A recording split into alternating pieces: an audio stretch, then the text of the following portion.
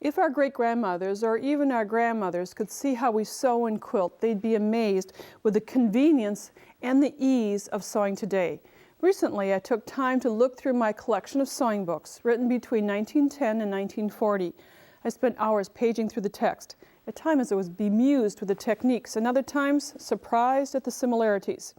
I thought that you might also enjoy taking a look back while comparing how we sew now to what was the norm for so many years. Sewing then and now, that's what's coming up next on Sewing with Nancy. Sewing with Nancy, TV's longest-airing sewing and quilting program with Nancy Zieman, is made possible by Baby Lock, a complete line of sewing, quilting, and embroidery machines and sergers. Baby Lock, for the love of sewing. Madeira, specializing in embroidery, quilting, and special effect threads, because creativity is never black and white. Koala Studios, fine sewing furniture custom built in America. Clover, makers of sewing, knitting, quilting, and embroidery products for over 25 years. Experience the Clover difference. And amazing designs and Class A needles. During research for this program, I did some research at home. I had my grandmother's Georgina Larson sewing machine in our guest room. Hasn't been used since the early 60s, and I used some oil, cleaned it out, put in a new needle, put in today's thread, and amazingly it stitches with perfect tension. And that's one of the requirements, of course, for any sewing. And in the sewing books that we're going to reference in today's program, it says the sewing machine should be of good, reliable make. You will get full directions with it. And using it, be careful to observe the correct tension, length of stitch, etc. Well, it doesn't change much from now till then. But what does change in the dressmaker book, published by Butterick in 1911, are some of the other techniques. When I page through this book, the illustrations are really amazing. It shows using a flat iron, not an electric iron, but yet some of the techniques are still applicable. And we're going to look at mitering corners in this segment. The instructions go through a lot of pressing to creating the mitering, and which works very well. Pressed under 1/4 of an inch on all areas. This is making a napkin. Then pressing on another 1.5 inches. And then at the corners, pressing at a 45-degree angle and trimming off the excess fabric. There's another illustration on the opposite page in the upper right-hand corner, and that shows that the hand stitching is what is done next, meeting those corners together and stitching by hand. I made a sample, step-by-steps, of this technique because it does work. There's no doubt about this. On my napkin sample, I folded under 1/4 of an inch on all corners and then did another 1.5 inch press, but I have to admit I used a steam iron, not an iron that was heated on the stove. And then to get the 45-degree angle, you'd fold under, matching the press marks at the 45 degrees. And then the next sample shows that I did some trimming, leaving about 1/4 of an inch, and that I've kind of flattened out the press marks, but you would press along those original marks, meeting the corners. The instructions then did tell me to hand stitch, not machine stitch, but hand stitch up through this area. So I'm not very good at hand stitching, hate to admit that, but I'm not. And then you just continue to sew this to make the corner. That's how you miter then, and now you'll see how you do it today. To make a mitered corner with updated notions and techniques, we're going to use some templates that come in a variety of sizes. This is the 1.5 inch template that I'm going to use to create the miter in the corner, and you can see that there are other sizes that you can create from a 3 inch down to a 3/4 of an inch. This template is placed in each corner of the napkin, of the blanket backing, of a table runner, wherever you're going to miter, and trace around all edges, as you can see the tracing with a marking pen. And then cut out, the next sample shows this section has been cut out. Just trim away that unusual piece. It's a 1/2 inch seam allowance, and you're going to press under, just meet the edges together so that you have a nice fold, and press the edge. So like before, you're going to do some pressing, pre-pressing so that you have the stitching perfectly done. So you can do this on all 4 corners. This next sample has been pressed evenly around, and now you can fold the edges. Fold the edges right sides together, and it forms what you're going to look at as an upside down check mark. And then stitching would accomplish from the cut edge to the fold and then back out to the angled fold. And here's a close-up of that stitching. Make sure that you pivot at the press mark that you'll see.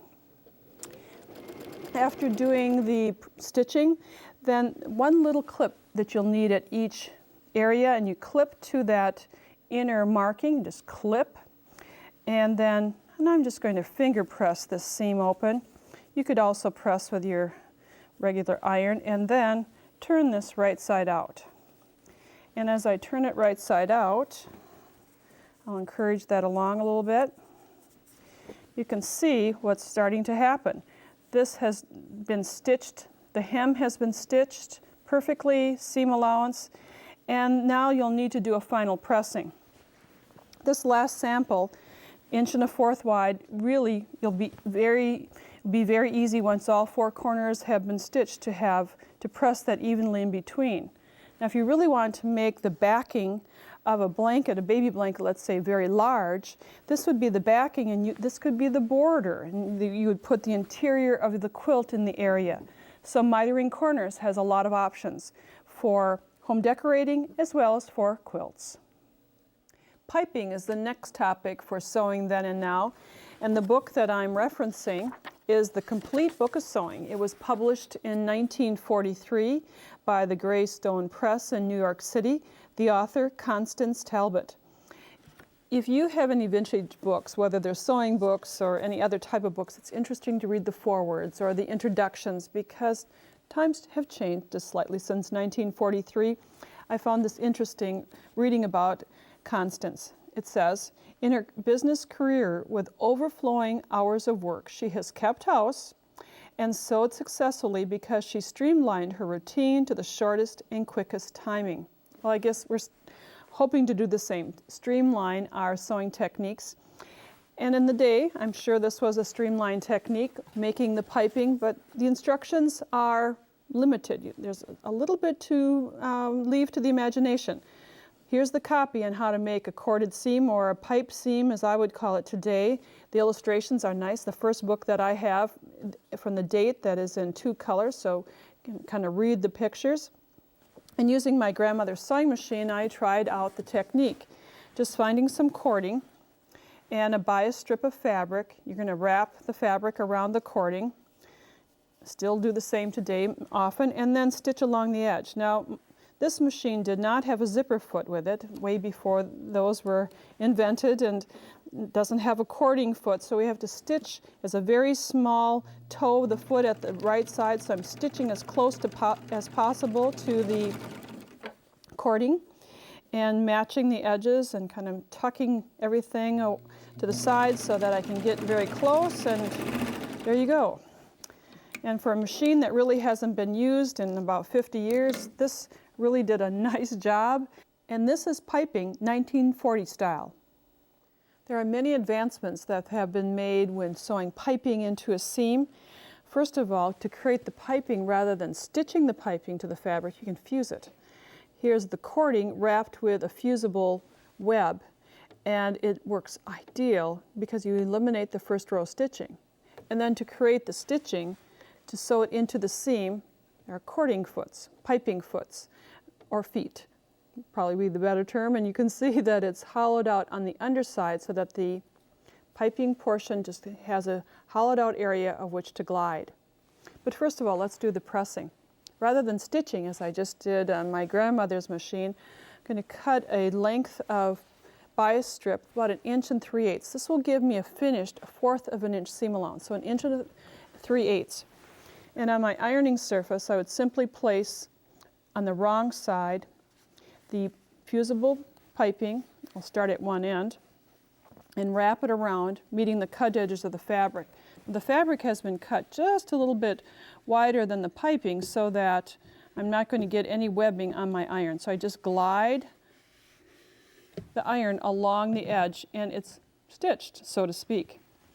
You could also create the very large corded piping used for home decorating in the same manner. Just cut the strip wider according to the packaging instructions. I'll tell you how wide to create it, to cut it, and then you press. And this is really fast. You don't have to worry about stitching that because it has been pressed.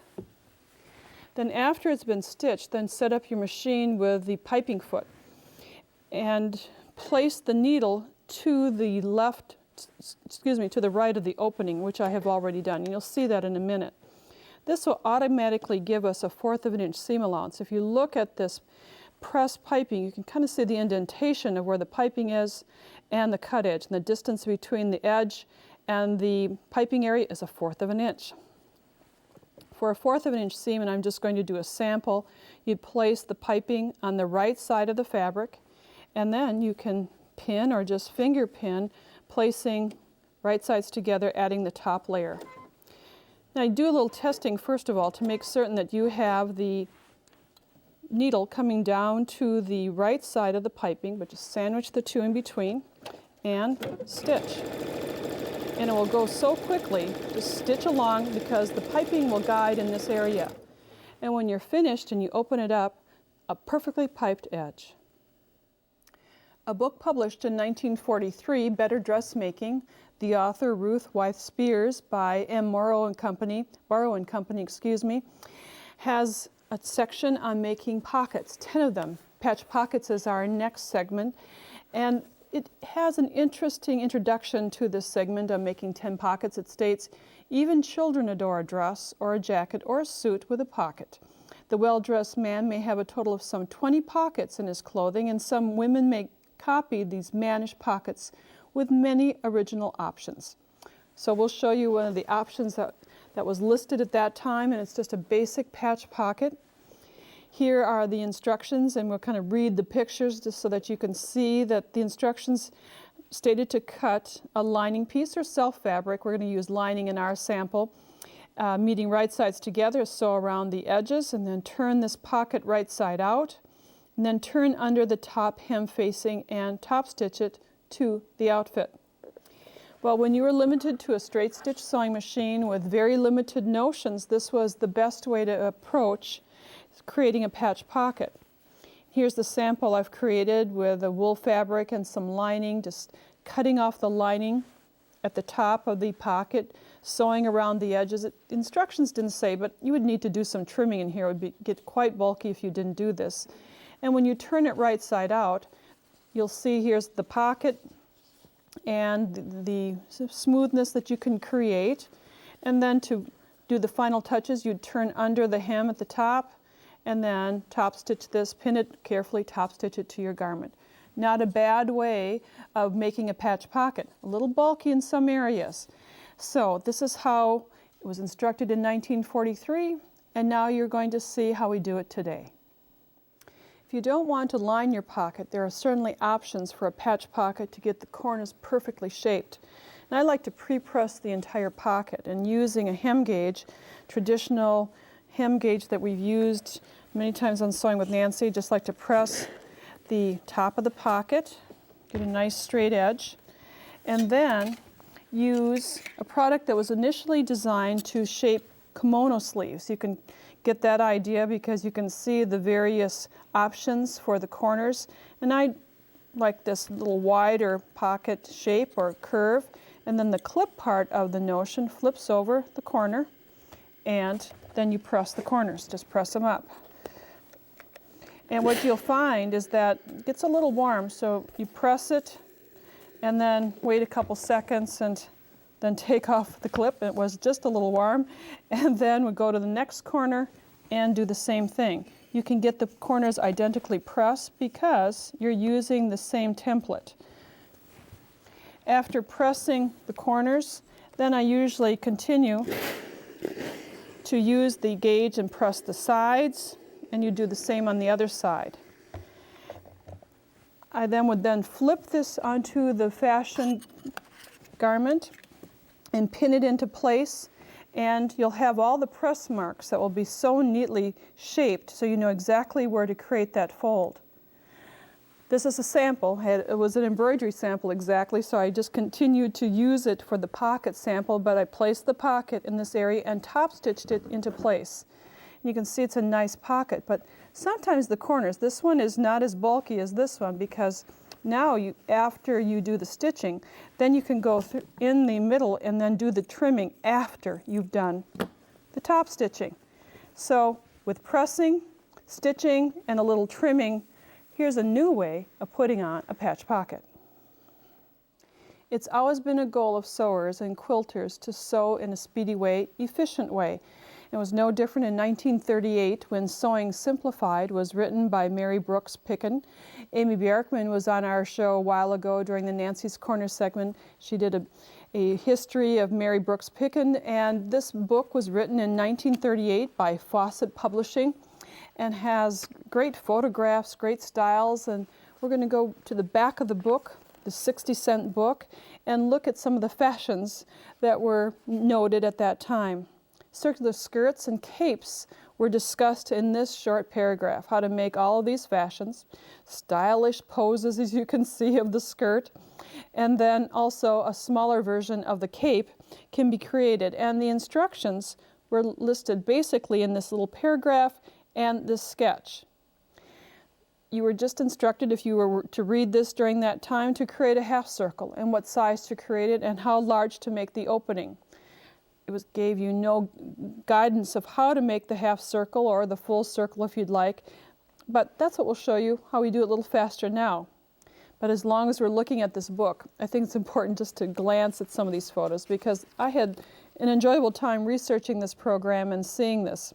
Here's a great black dress, and you're given the instructions for the black dress to make the pattern by showing you how to lay it out and trace and cut. I'm glad that we do not have to do this today. Since creating a circular skirt or a cape really isn't on my list of things to make right now, I'm going to show you how I like to make circles. This is for a home decorating item. You can make a napkin, a circular napkin, with two 16-inch circles, fabric serged with wrong sides together and that clever fold. And you have a cute little holiday decoration that you could create. When creating any circle, rather than using two pencils and a string and drawing a circle, you can use a yardstick or a smaller ruler just with a 1-inch width, and then screw on sections that one has a point and the other has a pencil point. Now the circles that I created were 16 inches, so I have the distance between the point and the pencil at 8 inches. And work on a piece of paper, and I'll put the point at the edge of the paper and just draw. I think you can get the idea what this is, how this works. It's just fast and easy. So you would place the fabric on the fold, cut out two half circles, cut out two circles, I should say, the fabric on the fold, and you can kind of baste the edges together and then do the serging. And with just a little bit of work, you have perfect circles, a great way of sewing now. Getting down to the very basics, winding bobbins is our next sewing then and now topic. And on my grandmother's sewing machine, the bobbins were wound along the flywheel, placed in this area. There was a certain mechanism put up so you could wind this bobbin. And then, very simply, as you might guess, it's just popped. It doesn't have a bobbin case, it's just a pop-in bobbin and placed in the case below, and then you drop the thread. Machines prior to this, the treadle sewing machines had shuttle bobbins, and believe it or not, you had to wind these by hand. A friend loaned me these bobbins, and I got a chuckle out of this one because this is sometimes what I do. I don't take off the base thread and just wind over it, and they just hand wound over this. So you can see it took a little time.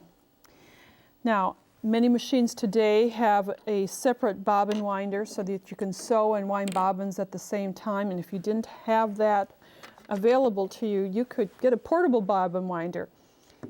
Sometimes when I'm sewing and my machine is set up and I run out of bobbin thread, I don't really want to take time to re-thread my machine. So you can place your spool of thread, goes through a tension dial, it's set up just like a bobbin, winder on your machine, but it's portable, and then you just let it go. So you can wind a lot of these at one time. You can see a lot has changed from sewing then to sewing now.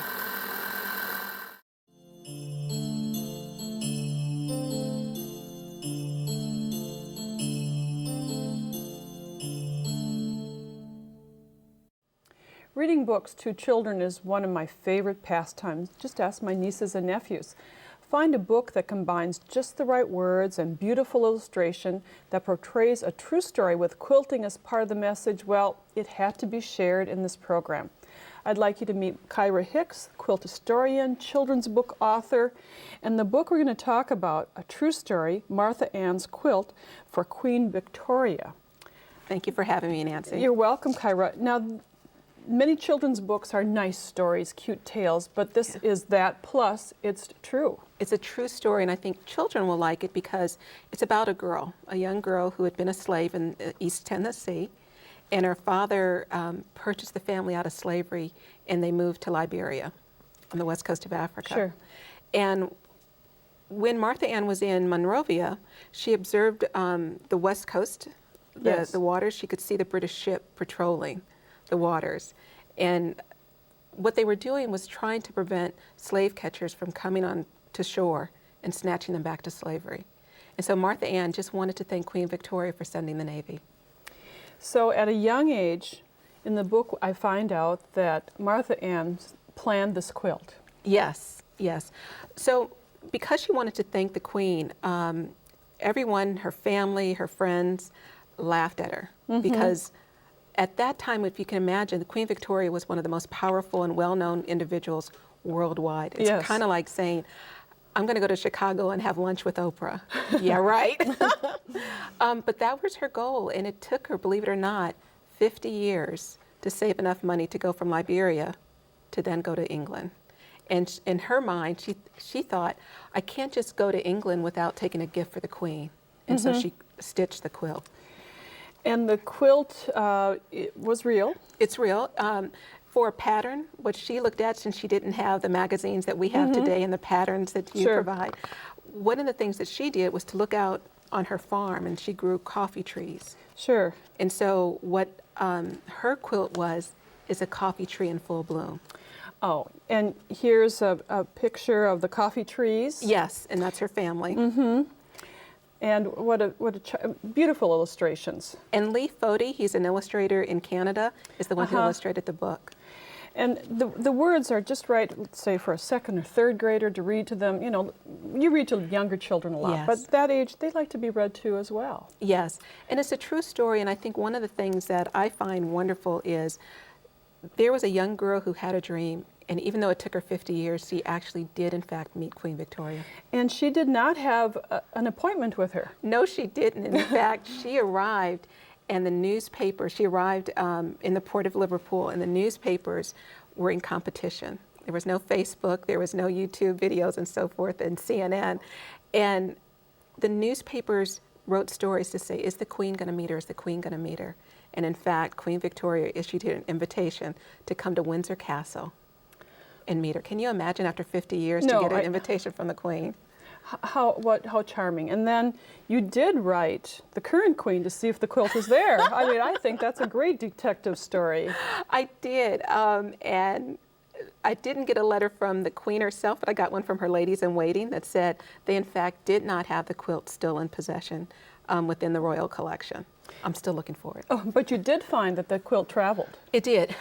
Once Martha Ann gave the quilt to Queen Victoria sent the quilt to Chicago to the World's Fair of 1893.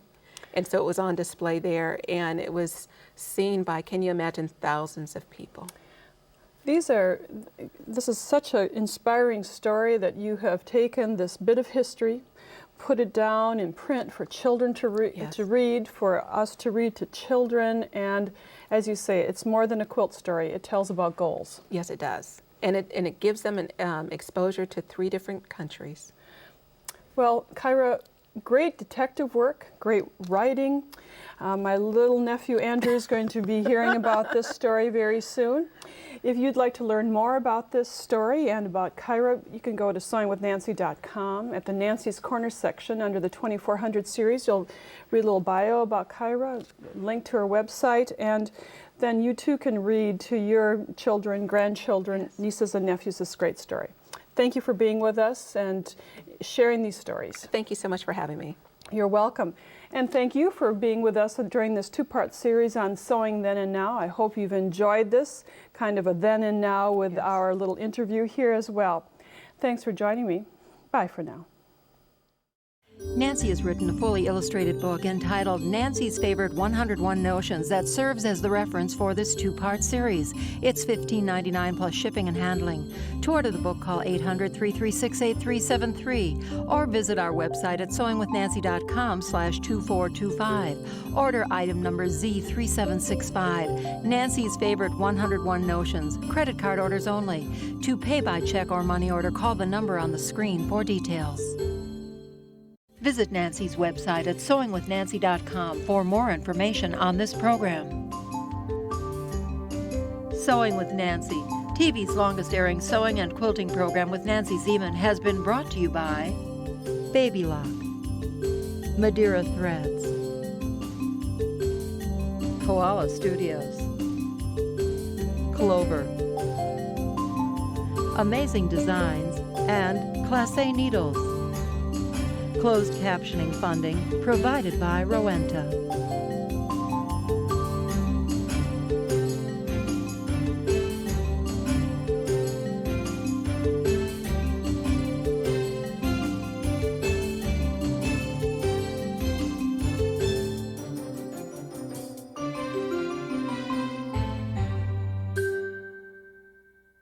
Sewing with Nancy is a co-production